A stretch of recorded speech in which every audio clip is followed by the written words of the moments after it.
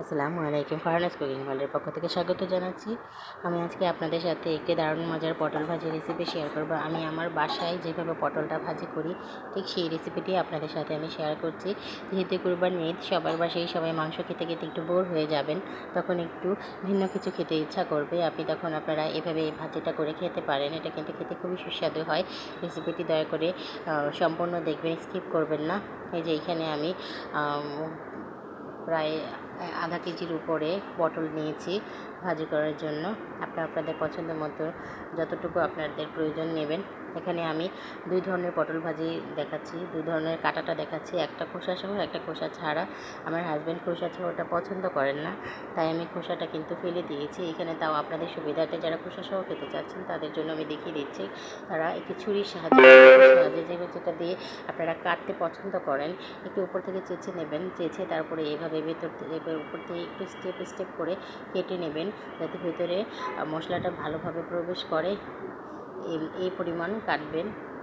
আপনারা যদি উপর থেকে এভাবে একটু স্টেপ করে না নেন, তাহলে কিন্তু আপনার পটল ভাজির ভেতরে কিন্তু মশলাটা ঢুকবে না। পটলটা খেতে কিন্তু টেস্ট লাগবে না, ভালো লাগবে না খেতে। অবশ্যই উপর থেকে এভাবে কেটে নিতে হবে।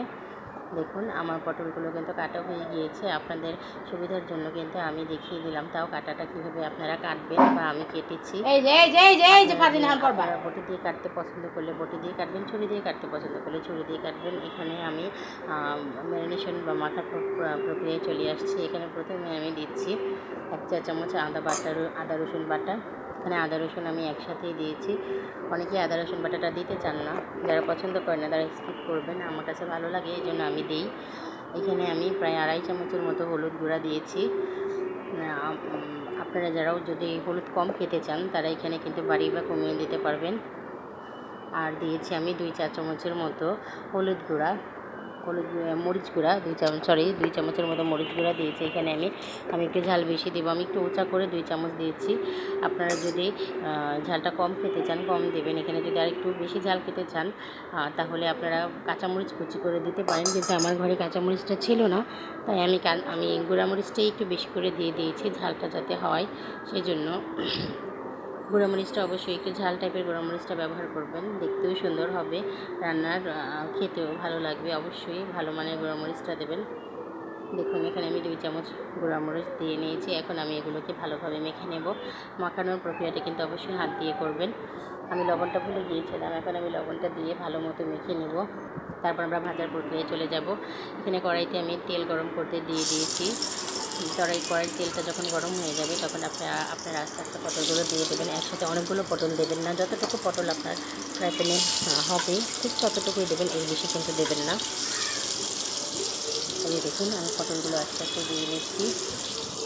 রেসিপিটি স্কিপ করবেন না, সম্পূর্ণ দেখুন। আশা করি রেসিপিটি ভালো লাগবে আপনাদের কাছে। এখন কোরবানি ঈদ, এভাবে পটল ভাজি করে খাবেন।